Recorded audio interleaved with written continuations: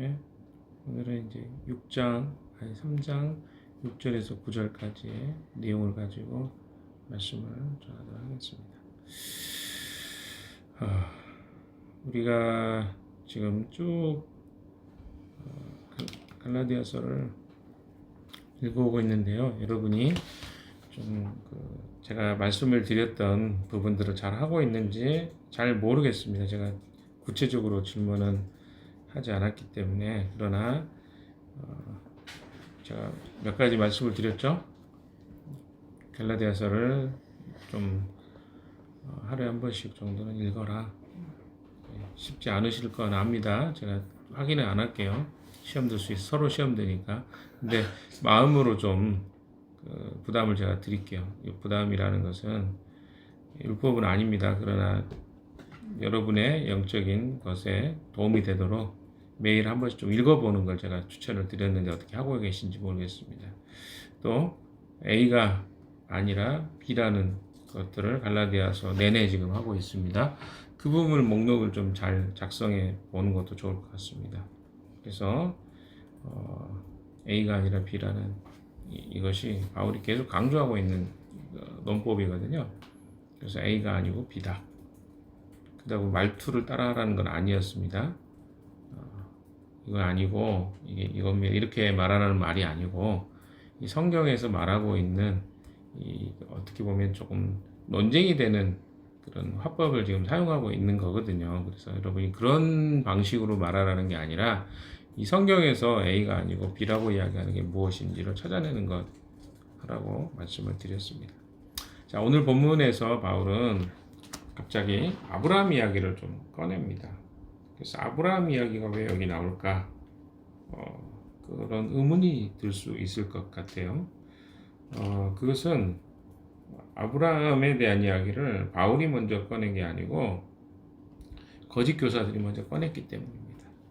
그들은 아브라함에게 너무 지나칠 정도로 관심이 많았습니다.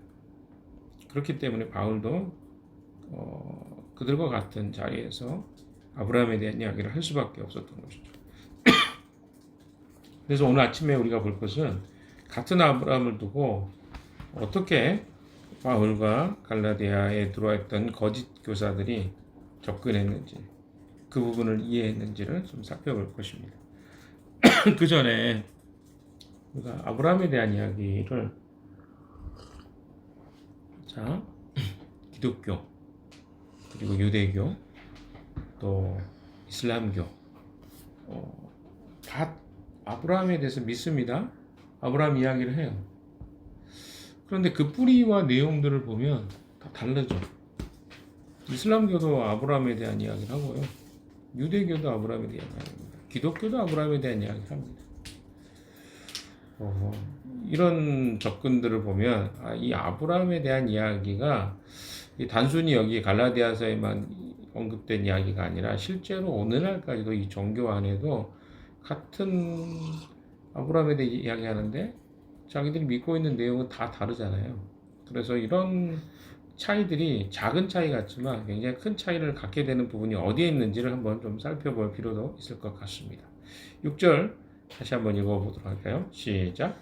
그것은 아브라함이 하나님을 믿으니 하나님께서 그것을 의로운 일로 여겨주셨다는 것과 같습니다. 이게 여기 이제 번호를 눌러보면 창세기 15장 6절에 대한 이야기가 언급되어 있는 것을 알게 됩니다. 그렇죠? 번호가 이렇게 세 번역에는 나와 있는데 그 번호를 보면 거기에는 이 창세기의 15장 6절이죠. 그대로 인용했습니다. 그러니까 아브라함이 하나님을 믿으니 하나님께서 그것을 의로운 일로 여겨주셨다.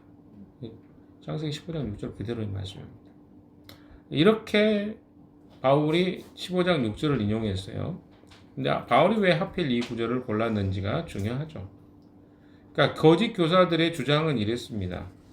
아브라함과 그의 모든 자손들은 오직 믿음으로만이 아니라 율법의 행위로 하나님께 속했다는 것을 이야기합니다.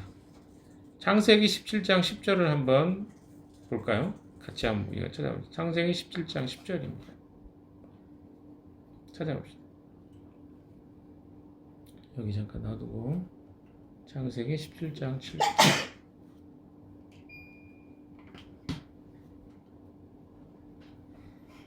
창세기 17장 10절입니다. 10절. 같이 읽어봅시다. 시작. 너희 가운데서 남자는 모두 할례를 받아야 한다. 이것은 너와 내 뒤에 오는 너희 자손과 세우는 나의 언약, 곧 너희가 모두 지켜야 될 언약이다. 이걸 지금 인용해서 그들이 이야기합니다. 너희 중 남자는 어때요? 모두 할례를 받아야 돼. 이것은 너와 내 뒤에 오는 너희 자손과 세우는 나의 언약, 곧 너희가 모두 지켜야 될 언약이다. 언약이라고 이야기를 한 거죠. 그렇기 때문에 이방인들이 아브라함의 자손이 되려면 할례를 받아야 한다는 것이 누구의 주장이죠? 네, 거짓 교사들의 주장이고, 바울의 주장은 뭡니까? 너희가 믿음으로 의롭게 되었다. 아브라함이 믿으니 그가 의롭게 되었다고 하는 것이 주장이에요. 그러니까 창세기 15장과 17장의 주장이 맞서고 있는 내용입니다. 얼핏 보면 뭐 다 중요한 거 아닌가? 이렇게 이야기할 수도 있을 만큼의 내용입니다. 바울의 주장도 맞고 거짓 교사들의 주장도 맞은 거 아닙니까? 이렇게 이야기하는 것이죠. 그런데 바울이 그걸 아는 거예요. 그래서 15장과 17장의 내용을 언급하고 있는 것입니다. 그래서 여기서 이제 중요한 건 뭐냐면 순서라는 거죠. 순서가 지금 중요하다는 걸 먼저 알고 들어갔으면 좋겠습니다. 그 말이 뭘까요? 창세기 15장이 먼저인가요? 17장이 먼저인가요? 15장이 먼저죠. 너무 어렵습니까? 15장이 먼저냐? 17장이 먼저냐? 너무 당연한 이야기를 물어봐서 그럴 수도 있어요. 근데 15장이 먼저고 17장이 먼저. 이게 무슨 말이냐면 순서가 중요한데 아브라함은 할례를 받기 전에, 자, 잘 보세요. 할례를 받기 전에 이미 어때요? 의롭다 하심을 받았다는 거죠. 무엇으로? 믿음으로. 그렇다면 할례가 그를 의롭게 만든 게 아니라는 거예요. 뭐가 먼저 그를 의롭게 했습니까? 그가 하나님의 말씀을 믿으니 그가 의롭게 되었습니다. 그게 바로 오늘 이제 본문에 가보면 7절의 이야기예요. 7절을 한번 가볼까요? 갈라디아서 5장 7절, 3장 7절이죠. 시작. 그러므로 믿음에서 난 사람들이야말로 아브라함의 자손임을 여러분은 아십시오. 무슨 말입니까? 믿음으로 말미암은 자들은 아브라함의 자손인지 알아라 이 말입니다. 혈통도 아니고 할례도 아니고 믿음이다. 그걸 바울이 이야기하고 있는 거예요. 이 순서 때문에. 8절도 한번 읽어볼까요? 8절도 이것도 놀라운 이야기죠. 8절 시작. 또 하나님께서 이방 사람을 믿음에 근거하여 의롭다고 여겨주신다는 것을 성경은 미리 알았고 아브라함에게 모든 민족이 너로 말미암아 복을 받을 것이다 하는 소식을 미리 전하였습니다. 이것도 딱 보시면 창세기 12장 3절이라고 나와 있습니다. 세 번 언급되어 있죠. 창세기 12장 3절, 18장 18절, 22장 18절 여기 다 언급되어 있는 내용입니다. 12장 3절을 복음이라고 바울은 부르고 있는 것이죠. 그렇죠? 왜? 이것에 근거해서 모든 민족이 너로 말미암아 복을 받을 것이다. 저것도 한번 찾아볼까요? 창세기 12장 3절 이것도 읽어보겠습니다. 이건 제가 한번 읽어볼게요. 너를 축복하는 사람에게는 내가 복을 내리고 너를 저주하는 사람에게 내가 저주를 내릴 것이다. 땅에 사는 모든 민족이 너로 말미암아 복을 받을 것이다. 이게 뭐예요? 창세기 12장 3절입니다. 복음이죠. 이방 사람들에게 이 복이 흘러갈 것이다 라고 하는 것을 창세기, 이제 이건 믿음으로 의롭게 되기 전에 받은 약속이죠. 그래서 아브라함이 이미 복음을 들었다는 것입니다. 그리고 그 복음의 내용이 뭡니까? 모든 이방인이 복을 받을 것이다. 이 이야기를 8절에서 하고 있는 것이죠. 그래서 8절에 이야기하고 있는 것처럼 이방 사람을 믿음에 근거하여 의롭다고 여겨주신다는 것을 성경은 미리 알고서 아브라함에게 이걸 이야기해 줬다는 것입니다. 모든 민족이 너로 말미암아 복을 받을 것이다. 이야기가 맥락이 되죠? 이방인들이 믿음으로 의롭게 될 것을 미리 아시고 성경에서 12장 3절에 창세기 12장 3절에 누구에게 아브라함에게 이 복음을 계시해 주셨다라고 하는 것입니다. 9절 읽어봅시다. 9절 시작. 그러므로 믿음에서 난 사람들은 믿음을 가진 아브라함과 함께 복음을 받았습니다. 결론이죠 이게. 믿음으로 말미암은 사람은 믿음에 있는 아브라함과 함께 복을 받는다. 그러니까 중요한 건 뭐가 아니다? 할례가 아니다 라고 하는 것을 지금 그들이 강조하고 가르치는 것이 잘못했다 라고 하는 것을 바울이 이야기하고 있는 것이죠. 바울이 아니라고 하는 것 A가 아니고 뭡니까? 혈통의 자손이 아니고 바울이 주장하는 바는 무엇입니까? B는 믿음의 자손이라는 것이죠. 지금 아브라함의 자손이 되기 위해서 거짓 선지자들과 교사들이 이야기하고 있는 것은 혈통적으로 아브라함의 후손이 돼야 된다. 이걸 주장하고 있는 것이죠. 그래서 할례를 해야 된다. 아브라함이 혈통이 되려면 할례를 하지 않으면 너희들은 믿음의 아브라함의 자손이 될 수 없다. 그러나 바울이 이야기하는 것은 혈통의 자손이 아니다. 뭐다? 믿음의 자손이 필요하다. 오늘 본문이 우리에게 가르쳐주는 첫 번째 이야기는 성경을 읽는 방법을 우리에게 가르쳐주고 있죠. 뭡니까? 거짓 교사들은 복음을 오해했을 뿐만 아니라 구약을 잘못 이해하고 오해한 것도 있다는 것이죠. 그러니까 복음에 대한 잘못된 이해, 구약에 대한 잘못된 이해가 플러스 되니까 오해가 돼서 그게 오역이 되는 거죠. 이해되십니까?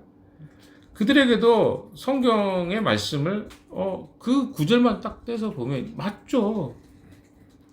17장의 이야기가 뭡니까? 하나님이 그래서 그들에게 뭘 주신 거예요?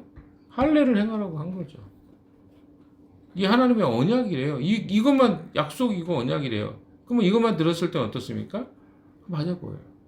그래서 그렇게 그들은 해석을 한 거예요. 그러니까 성경의 한 구절만 떼가지고 읽을 때 오해가 될 수 있는 표현들이 되게 많습니다. 이단들이 주로 사용하는 방식이기도 하죠. 창세기 17장은 분명히 성경이지만 또 언약도 하나님이 주신 것이 맞습니다. 그런데 그들이 그 본문을 잘못 이해한 것이 핵심이죠. 이게 무섭습니다. 성경 구절을 인용한다고 다 그것이 적절한 것은 아닙니다. 어떤 구절을 어떤 방식으로 이해하고 해석하느냐에 따라서 해석이 전혀 달라질 수 있는 것이죠. 그래서 우리가 놓치지 말아야 될 게 성경 전체의 흐름입니다. 이해되시나요? 그래서 우리 성서신학이라고 하는 게 이런 부분이거든요. 그러니까 성서신학은 성경 전체에서 이 부분이 어떤 의미를 갖는가, 어떤 해석의 방식을 따르는가가 이제 성서신학 안에서 다루는 부분이긴 한데 이걸 놓쳐버리면 그냥 단순히 한 구절만 가지고 이게 맞지 않습니까? 라고 하면 오늘 본문의 일들이 발생할 수 있는 거죠. 똑같은 이야기인데 다른 관점, 다른 이야기 같은 거? 그럼 이거 어떻게 해석할까요? 순서로 봐야죠. 그러면 어떻습니까? 이따 조금 이야기하겠지만 믿음으로 의롭게 된 다음에 그 다음에 뭘 요구하시는 거죠? 할례를 요구하고 있는 그 방식이 표현되어 있는 것입니다. 그래서 한 구절만 가지고 이야기하면 엉뚱한 결론에 이를 수 있다. 성경에 있는 방식을 잘 해야 된다. 이 말을 먼저 우리에게 이야기하고 있습니다. 바울이 한 일이 바로 그거죠. 창세기 17장을 부정하지 않았습니다. 다만 15장이 먼저라는 사실을 상기시켜 주고 있는 거죠. 순서를 바로잡아 준 겁니다. 이 순서가 사실은 모든 것을 결정하게 된 것입니다. 만일 가봅시다. 할례가 먼저였다면 사람은 조건을 갖춘 뒤에 의롭게 하심을 받는 사람이 되는 것이죠. 그렇죠? 그러니까 왜냐하면 조건이 먼저야. 그게 앞에 나와서 그럼 이거 전혀 다른 이야기입니다. 너 이거 해야면 의롭게 될 거야? 라고 했다면 혹은 이게 약속이야 라고 했다면 뒤의 내용은 이 앞에 의해서 해석이 돼야 됩니다. 그런데 먼저 뭡니까? 믿음이 먼저였어요. 믿으니 그를 의롭다고 하나님이 불러주신 거죠. 그러면 사람은 의롭다 하심을 받은 뒤에 그 표를 받는 것입니다. 그러니까 전자는 먼저 앞에 나온 것은 자격이고 뒤에 나온 것은 응답입니다. 그것을 그렇게 네가 믿은 사람이 되었기 때문에 그러면 이렇게 해라고 한 거죠. 그런데 그것이 유대인이기 때문에 할례를 행하라고 한 것이죠. 그들도 노예였고 그들이 나중에 아브라함과 이삭과 야곱이 할례 받지 않은 거 아시죠? 나중에 그 아니라 이스라엘 민족 전체가 할례를 받게 된 것은 나중의 일이라는 것을 아셔야 됩니다. 처음에 이삭이라든가 야곱 같은 경우도 한번 잘 보시면 이 할례 받는 어떤 이야기나 내용들이 안 나와요. 지금 핵심적인 게 뭐냐면 할례나 이런 것들은 나중에 나와요. 자기 이스라엘 백성들의 민족 노예에서 나와서 특별하게 구별된 민족이라는 것을 조금 더 도드라지게 하기 위해서 나온 이야기가 출애굽 이후에 훨씬 많이 나옵니다. 그래서 누구죠? 모세가 할례 받지 않았기 때문에 아들을 죽이려고 오는 이야기가 나오잖아요. 그게 다 그런 이야기입니다. 하나님 언약에 대해서 그들이 집행하지 않은. 근데 그 전에는 뭐요? 그게 그렇게 중요한 게 아니었어요. 그래 할례 이야기가 잘 안 나와요. 이걸 여러분이 좀 엄두에 두셔야 돼요. 그러니까 구원받은 그 언약 백성들이 할례를 꼭 받아야 되냐, 안 해야 되냐 봤을 때 할례는 그렇게 중요한 내용이 아니었어요. 그런데 노예 이후에 이 할례는 언급이 되는 겁니다. 출애굽한 이후에 이방 사람들을 구별하기 위해서 하나님이 받게 한 게 할례였죠. 이걸 여러분이 조금 구별하셔야 될 필요가 있습니다. 우리의 신앙생활도 사실 비슷해요. 우리가 하는 모든 것들이 자격을 얻기 위한 것인지 이미 받은 것에 대한 반응인지 이거 굉장히 비슷해 보이는데 반대 방향으로 갈 수 있습니다. 무슨 말이냐면 내가 하나님 앞에서 하고 있는 어떤 행위들 이게 중요하지 않다는 말이 아니에요. 이거 중요합니다. 근데 뭐가 더 중요한 거죠? 내가 자격을 얻기 위해서 이걸 하는 게 아니라는 거예요. 근데 자꾸 우리가 헷갈리는 게 이 갈라디아 교회와 우리와 유사한 게 그런 거죠. 자격을 얻기 위해서 어떤 행위를 하는. 내가 어떤 리더가 됐기 때문에 이걸 해야 된다라고 하는 거하고 내가 그리스도인인데 내가 주님을 섬기는 사람인데 더 잘 공동체 지체들도 섬기기 위해서 리더가 되는 게 이거 다르다는 거죠. 내가 리더가 됐기 때문에 이걸 어쩔 수 없이 하나님과 큐트도 돼야 되고 또 기도도 해야 되고 또 영적으로 하나님과 관계 맺기 위해서 노력해야 되고 이런 게 아니라 내가 이미 하나님 자녀이기 때문에 그런 관계를 갖다가 내가 섬기는 자의 위치에 서는 것하고 이 순서가 바뀌어지면 엉뚱한 제2의 제3의 갈라디아 교회가 되는 것이죠. 이 부분이 오늘 우리가 깊이 생각해 봐야 될 부분입니다. 두 번째로 우리가 좀 오늘 본문을 통해서 봐야 될 것은 아브라함이 믿은 내용이죠. 창세기 15장의 상황을 한번 떠올려 보십시오. 하나님이 아브라함을 밖으로 데리고 나가서 별을 보여주십니다. 내 자손이 이와 같이 하늘의 별과 같이 많을 것이다. 이렇게 말씀하셨습니다. 그런데 그때 아브라함에게 자녀가 없었어요. 그리고 그는 나이가 100살을 바라보고 있었습니다. 하나님이 약속하신 것은 불가능한 일이었어요. 그런데 아브라함은 하나님이 그렇게 하실 것을 믿었습니다. 그것이 바로 의로 여겨졌던 것입니다. 그렇기 때문에 믿음은 내 안에 있는 어떤 능력이 아니에요. 그러니까 내가 뭔가가 지금 아들을 낳을 수 있는 사라가 임신해가지고 이제 내일 모레 낳는 그런 상황에 지금 이 말씀을 주신 게 아니고 후사도 없고 나이는 100살이고 근데 뭘 이야기해요? 하늘의 별같이 네 자손이 많을 것이다. 그 말이 황당하잖아요. 믿기 어려운 상황이잖아요. 그래서 이거는 믿기 어려운데 믿으라는 것도 아니에요. 왜냐하면 그도 믿지 못했어요. 그러니까 그런 능력은 없는 거죠. 그런데 그 약속을 받아들인 것에 근거해서 하나님이 어때요? 그걸 의롭게 여긴 거죠. 그러니까 그 능력을 의지한 게 아니에요. 믿습니다라는 거 우리가 그런 표현들은 다 뭡니까? 오해가 되는 거죠. 내가 믿으면 되는 걸로 알아요. 근데 그게 아니에요. 그 나의 능력에 관한 이야기가 아니라고요. 왜? 하나님이 하실 것을 이해하고 받아들일 것이냐 아니냐의 문제지, 그걸 내가 받아들일 능력이 있냐, 내가 그 다음에 내가 그걸 가지고 내가 어떻게 살 것이냐, 이런 문제하고 좀 차원이 다르다는 거죠. 믿음은 나를 향한 것이 아니라 하나님을 향한 것이 돼야 됩니다. 무슨 말인지 되세요? 내가 이걸 할 수 있는가가 믿음의 포커스가 아니라 하나님이 이걸 하실 수 있느냐 없느냐의 포커스가 있는 게 믿음이라는 거예요. 그걸 내가 어떻게 받아들일 것이냐의 문제지, 내가 이걸 할 수 있냐 없냐 이거 믿음의 조건. 이게 인간의 행위냐 아니냐의 이야기하고 같은 거예요. 그러니까 우리가 믿음이라는 단어를 생각할 때 우리가 아니라고 생각하지만 여전히 우리 안에 어떤 싸움이 있습니까? 내가 이걸 행해야 되냐, 하신 걸로 내가 믿냐 안 믿냐가 우리에게는 굉장히 강한 건데, 하나님이 하실 수 있냐 없냐예요. 사실은 누구를 믿느냐에 대한 문제가 믿음에 대한 내용입니다. 마지막 세 번째로 우리가 봐야 하거든. 8절의 이야기죠. 8절에 보시면 아브라함이 들은 복음의 내용이 뭡니까? 모든 이방인이 너로 말미암아 복을 받을 것이다. 아브라함으로 말미암아 복을 받을 것이라는 거예요. 모든 민족이 너로 말미암아 복을 받을 것이다라는 거예요. 이게 복음이잖아요. 하나님이 아브라함을 부르실 때부터 이미, 그러니까 이게 12장 이야기니까 이미 뭘 염두에 두셨어요? 이방인들을 마음에 두고 계신 겁니다. 그러니까 이방인이 복음에 들어온 것은 나중에 생긴 임시방편이 아니라 하나님의 대안으로 만든 유대인들을 하다 보니까 애 안 되겠다, 애들을 구해야겠다, 어떻게 보면 시몬스는 그런 느낌이 들어요. 근데 그게 아니라는 거죠. 처음부터 하나님의 계획이 있었어요. 뭘? 아브라함을 통해서 모든 민족이 복을 받게 될 것이다. 이게 하나님의 계획이다. 거죠. 이것이 우리에게 직접 해당되는 겁니다. 우리가 유대인이 아니지 않습니까? 그런데 오늘 우리는 여기에 복음을 믿고 앉아 있습니다. 이게 우연이 아니라는 것입니다.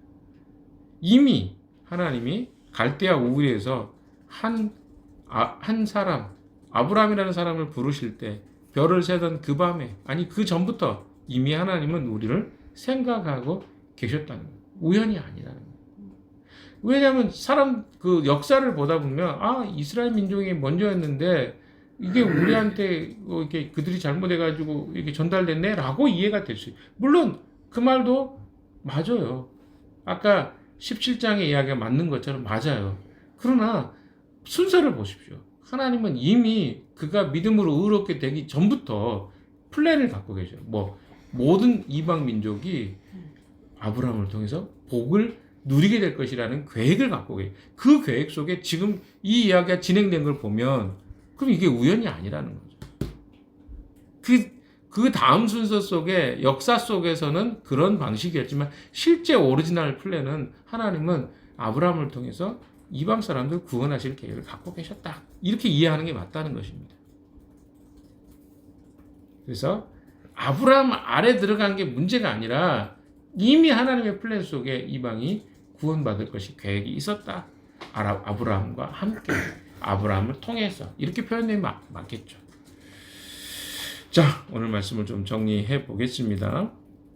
짧은 구절인데 여기 굉장히 많은 구약의 이야기가 들어있기 때문에 짧게 한 거예요. 자, 내가 아브라함의 자손이 된 근거를 어디서 여러분 찾아야 될까요? 그러면 여러분 정리를 해보세요. 이런 이야기겠죠. 나는 무엇을 위해서가 아니라 하나님이 하신 약속을 믿어서 그분의 자녀가 되었다. 이렇게 정리해 보시죠. 무슨 말이냐면 내가 무엇을 해서가 아니라 내가 뭘 했기 때문에 구원받은 게 아니에요. 이 개념이 여러분 안에 정말 정리가 돼야 돼요. 왜냐하면 이게 정리가 되면 행동을 그렇게 안 하는 거예요. 증명하기 위해서 내가 무엇을 해야 되는 걸 더 이상 하지 않습니다. 무슨 말이 이해되시나요? 증명하기 위해서 이걸 하는 거 그거 안 돼요. 성경은 바라는 바가 아닙니다. 하나님이 하신 약속을 믿어서 그분의 자녀가 된 것입니다. 우리가 존재를 갖게 된 것, 그러니까 크리스천이라는 아이덴티티를 갖게 된 것은 내가 무엇을 해서가 아니라 그분이 하나님이 하신 약속을 받아들여서 믿었기 때문에 자녀가 됐다는 거죠. 오늘 하루 이걸 좀 기억하시면 좋을 것 같아요. 그래서 창세기 15장이 먼저라는 거, 은혜가 먼저이고 순종은 그 다음이다. 그러니까 순종을 내가 못하는 것을 너무 힘들어하지는 마세요. 그러나 이건 아셔야 돼요. 순종이 못하는 이유가 뭔가 은혜를 깊이 이해하지 못했기 때문에 순종이 안 되고 있다는 걸 기억하셔야 돼요. 내가 혹시 어떤 걸 못했습니까? 그러면 이런 생각을 하셔야 돼요. 아, 내가 은혜를 깊이 내 삶에 체득하지 못했구나. 그것이 내 안에 체득돼서 드러나지 않고 있구나. 이렇게 생각해야 돼요. 근데 여러분 안에 이런 생각하면 안 돼요. 은혜면 되지. 은혜를 받았으면 그냥 은혜 받은 거 나 아니까 네가 이거 못해도 상관없어. 이렇게 하면 안 된다는 거죠. 왜? 은혜를 받았으면 거기에 뭐가 나오는 거예요? 응답이 나오는 거예요. 반응이 리플렉션 돼야 되는 거죠. 근데 예를 들어서 누구한테 내가 사랑을 받았어요. 섬김을 받았어요. 그럼 이게 어떻게 되는 거야? 리플렉션 되면 반영이 되는 거죠. 내 삶에. 근데 내가 이게 안 나와. 그럼 내가 뭔 거예요? 아직 그 은혜를 감당할 내 삶으로 드러내지 못할 수준이라는 걸 내가 알아야 돼. 근데 뭐요? 이걸로 만족해버리면 어떻게 될까요? 이거는 성장하지 않는 자의 모습이거든요. 반영이 되는 것을 우리는 추구해야 되죠. 내가 지금 당장 그게 안 되더라도. 이 개념인 거예요. 그래서 여러분의 순서와 방향들을 여러분이 잘 이해하시면 내 삶에 지금 어떤 방식으로 내가 살아야 될지를 좀 원리를 이해할 수 있을 것 같습니다. 그래서 오늘 이 구약의 잘못된 이야기를 잘못되게 적용했던 이 구약의 교사들, 갈라디아의 교사들과 선지자들에 대해서 우리도 조심해야 되겠죠. 한 구절 가지고 내가 전체로 해석하는 것처럼 이해하면 안 된다. 그 해석이 성경에서 어떤 순서를 갖고 있는지, 어떤 뜻과 의미를 갖고 있는지를 바로 아는 것은 더 중요하다.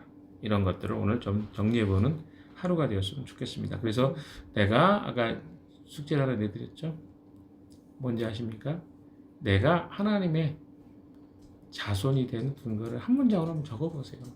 제가 아까 예시를 이야기했잖아요. 나는 무엇을 해서가 아니라 하나님이 하신 약속을 믿어서 그분의 자녀가 되었다고 하는 것처럼 나는 어떤 근거가 아니라 어떤 것에 의해서 나는 하나님의 자녀다. 이거 한번 정체성이거든요. 이게 여러분 이미 알고 있는 정체성으로 만들어 보시면 될 것 같습니다. 하루 이 말씀을 좀 기억하시고요. 내일부터 시작되는 수련회 이 말씀이 연결돼서 이야기되는 것들이 많이 있을 겁니다. 그래서 이 말씀을 좀 묵상해보는 하루가 되시기를 주님의 이름으로 축원합니다. 기도하겠습니다.